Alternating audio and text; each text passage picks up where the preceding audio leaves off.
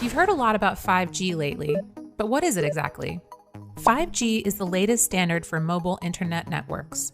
Mobile telephone services have technically been around since the 1940s, but those systems involve dialing an operator on an 80-pound car phone.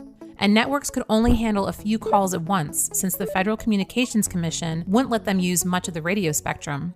Over the next few decades, engineers at AT&T's Bell Labs devised plans for a mobile network that could span across the country. They envisioned a dense network of hexagonal cells with transceivers at the center of each. Each cell had a tower to receive radio waves from phones nearby and transmit them to a switchboard operator, soon replaced by electronic switches.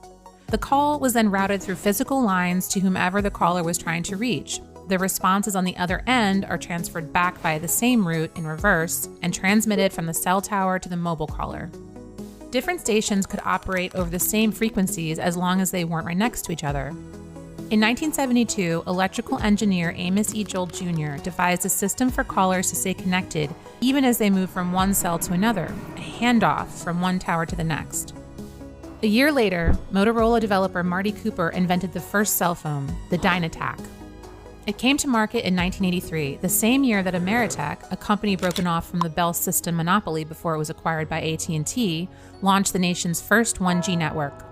Subsequent generations of mobile networks added new capabilities, even as the general approach stayed the same. 2G switched from part analog to fully digital radio systems, a change that enabled texting. Further increases in bandwidth meant 3G phones could access the internet, and 4G supported high-speed internet. And now we have 5G.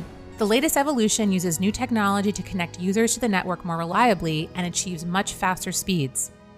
5G mobile networks can transfer data at more than a gigabyte per second versus 4G networks that typically offer speeds closer to 50 megabytes per second.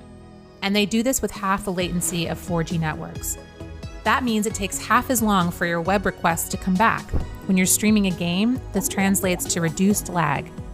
Engineers hope 5G will eventually connect more than just phones.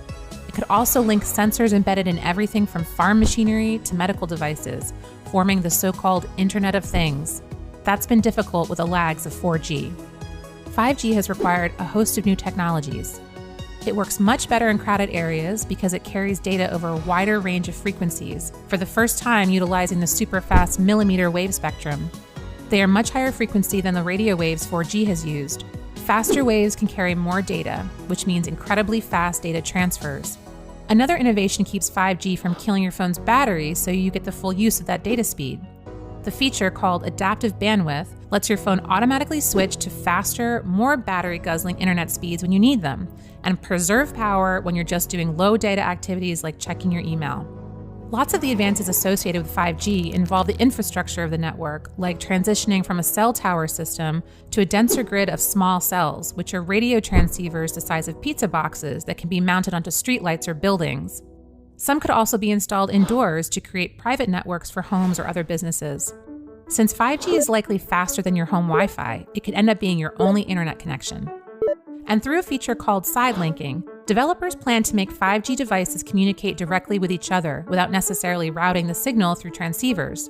That means, for instance, 5G-equipped vehicles would be able to coordinate more efficiently, an important feature for self-driving cars. The fastest 5G signals travel by millimeter wave, but those signals can only travel short distances, so bringing those speeds to the masses will require small cell infrastructure, which still has a long way to go.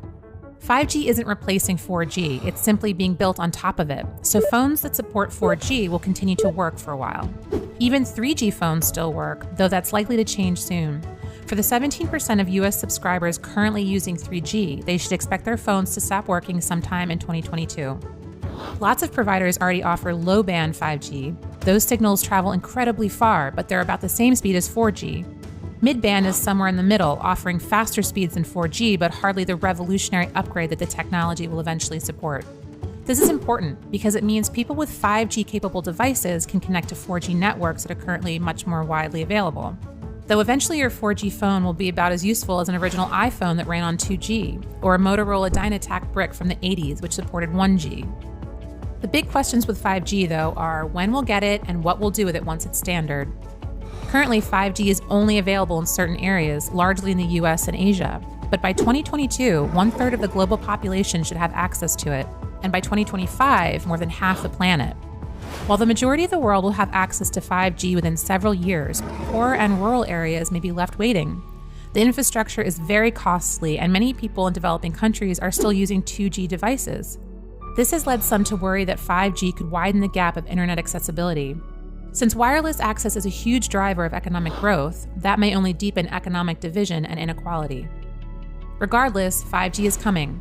It's just the next step in mobile networks. Soon it may change the way we think about the internet, from a useful and entertaining tool to a framework that connects everything around us. A technology that you thought of as merely helping your cell phone will soon have a greater impact on your digital life.